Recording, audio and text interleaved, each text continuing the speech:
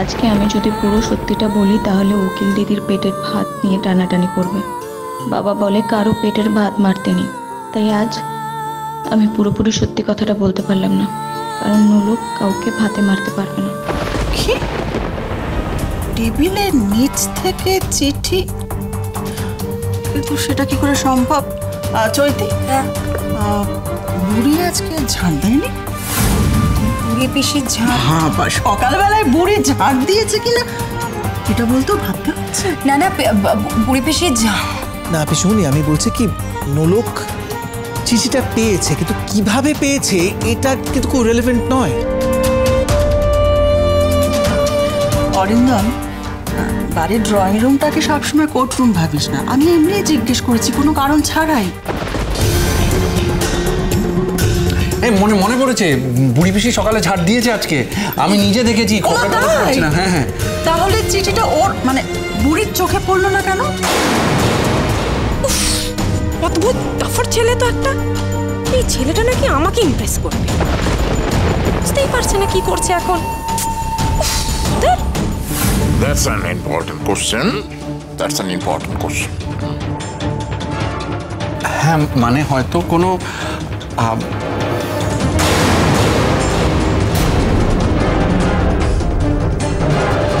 সর্বনাশ, চাপে পড়ে এবার নোলকে কি সব আসল কথা বলে ফেলবে নাকি? সকালে যে কার মুখ দেখে উঠেছিলাম কে জানে। আসলে বুড়ি পিসেরও দোষ নেই গো। চিঠিটা টেবিলের কোনায় এমনভাবে পড়েছিল না যে কারো চোখে পড়ার নয় ওটা। ও আচ্ছা আচ্ছা আচ্ছা, কারোর চোখে পড়লো না, শুধুমাত্র তোমার চোখেই পড়লো।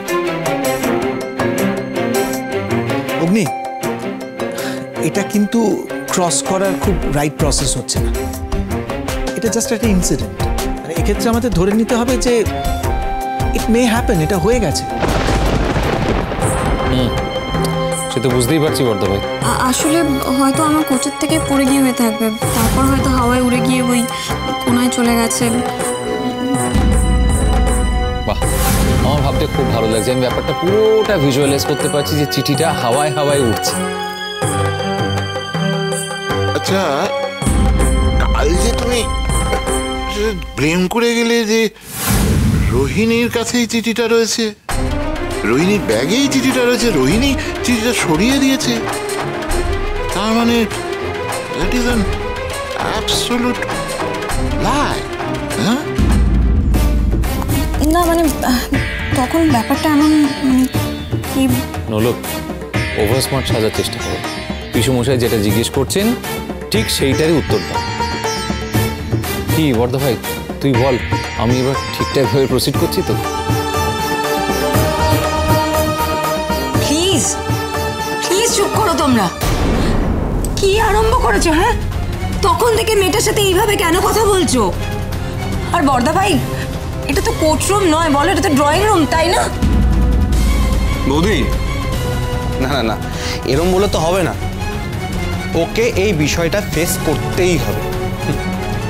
ও কি করে কিছু না জেনে শুনে রোহিণীদিকে ব্লেম করলো? কি হলো বলো। Very unfortunate, really unfortunate. আচ্ছা নোলক, তুমি কি জানো রোহিণী আমাদের কতদিনের পরিচিত? পুরো ব্যাপারটা যে তুমি নিজেই সত্যি নিজের কাঁধে নিয়ে নেবে আমি ভাবতেই পারিনি। Touch wood, everything is going well. Nolok, তুমি কি জানো যে রোহিণী আমাদের কতদিনের ফ্যামিলি ফ্রেন্ড? তুমি শুধু রোহিণীকে নাও, ওর মাকেও চূড়ান্ত অপমান করেছো। আর বর্দা ভাই, আমি জানি না তুই আমার সঙ্গে মানে এগ্রি করবি কিনা, আমার মনে হয় যে নোলকের উচিত রোহিণীর কাছে ক্ষমা চাওয়া। কেন এগ্রি করবো না? আজ পর্যন্ত যেটা ঠিক আমি সেটাকে সাপোর্ট করেছি, তোরা সেটা ছোটবেলা থেকে দেখেছিস। তো তোরা যেটা মনে করছিস আমিও সেটা কি সঠিক মনে করছি। নোলক, আমারও মনে হয় তোমার রোহিণীর কাছে ক্ষমা চাওয়া।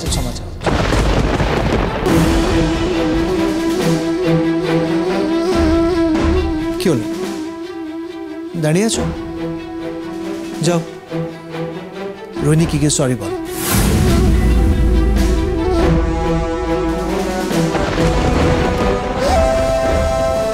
উকিলবাবু, আপনি যদি আসল ব্যাপারটা জানতেন না, তাহলে উকিল দিদিকেই উল্টে বকতেন আর বলতেন আমার কাছে ক্ষমা চাইতে। যাই হোক, আপনি যখন যা করতে বলেছেন আমি তখন তা করেছি, এবারও তাই করব।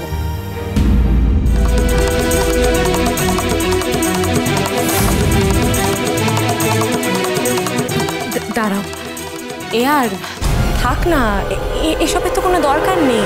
ও যদি ওর ভুলটা বুঝে গিয়ে থাকে সেটাই অনেক, আর কিছু দরকার নেই। চোখে বর্দা ভাই, মেজদা ভাই, ছাড় না এসব। এটা তো বোঝাই যাচ্ছে যে একটা ভুল বোঝাবুঝি হয়েছে। আর তাছাড়া নলক তো ছোট, এরকম ভুল তো আমাদেরও হয়, তাই না? আর আমরা সবাই তো জানতাম রোহিণী এরকমটা করতে পারে না। আর সকাল থেকে আমরা নলককে এইসবই বুঝিয়ে চলেছি। এখন থাক। কেন বলতো? কেন সব কিছু এত সহজে মিটিয়ে ফেলা যায়? কালকে যখন ওই ভুল কাজটা করছিল তখন আমরা বারবার ওকে বোঝাবার চেষ্টা করছিলাম, বলছিলাম যে আমাদের কথা শোনো, এটা হতে পারে না কখনো। শুনেছিল আমাদের কথা? তাহলে আজ ওকে রোহিণীর কাছে ক্ষমা চাইতেই হবে। না না অগ্নি, আমি জানি তুই ঠিক কথাই বলছিস। নোলক, আমরা কি বলছি তুমি শুনতে পাচ্ছ না? রোহিণীকে অ্যাটলিস্ট সরিটা তো বলো। না না, এ আর এসবের কোনো দরকার নেই। দিদি, আমার খুব ভুল হয়ে গেছে, আমাকে ক্ষমা করে দিও। চোখে নলো, কোনো ব্যাপার নাই, চোখে।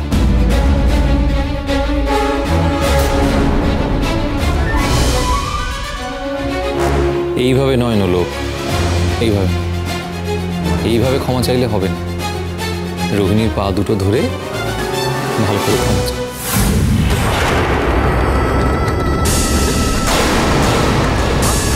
এসব কি বলছো কি তুমি? এভাবে কেন বলছো ওকে? ও তো মন থেকে সরি চাইছে, কি দরকার আবার আধরার? আবারও বলছি চৈতি, ছোটদের অন্যায়ভাবে প্রশ্রয় দিও না। ও যা করেছে ওর উচিত রোহিণীর পা ধরে ক্ষমা চাওয়া এবং চাই। না না, পা ধরে আবার ক্ষমা চাওয়ার কি কারণ? এখানে কোনো দরকার নেই। ওর ভুলটা বুঝতে পেরেছে, সেটাই তো অনেক। থাক না এসব। কেন উকিল দিদি, বড়রা যা বলছে ঠিকই তো বলছে। আমি যখন ভুল করেছি তখন আমার পা ধরেই ক্ষমা চাওয়া উচিত। আরে থাক না এসব করা। আমাকে ক্ষমা করে দাও উকিল দিদি, আমার ভুল হয়ে গেছে।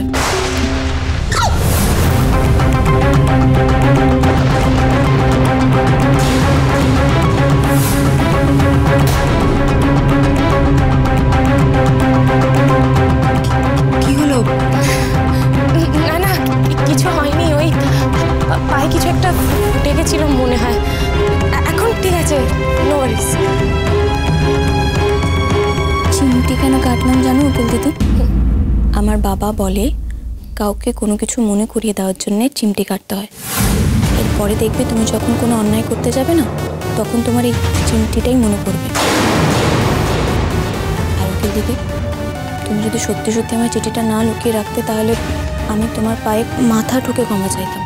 কিন্তু সেটা তো হয়নি, বলো, তাই না? আর আমি সবার সামনে তোমার কাছে ক্ষমা চাইলাম ঠিকই, কিন্তু মন থেকে চাইতে পারলাম না। দেখো, ভবিষ্যতে তুমি এরকম করো না, হ্যাঁ? আমি কিন্তু মিথ্যে কথা বলতে পারি না, বলি না, তুমি খুব ভালো করে জানো। তো পরবর্তীকালে তুমি যদি এরকম কোনো কিছু করো, তুমিই বিপদে পড়বে। ঠিক আছে নোলক, কোনো ব্যাপার না। ভুল তো মানুষ মাত্রই হয়, তাই না? আমরা এবার সব কিছু ভুলে যাই। এক্স্যাক্টলি, আমরা কেউ এইসব আর মনে রাখবো না। যেটা সঠিক হওয়া সেটাই হয়েছে। চেম্বারে যাচ্ছি, কাজ আছে।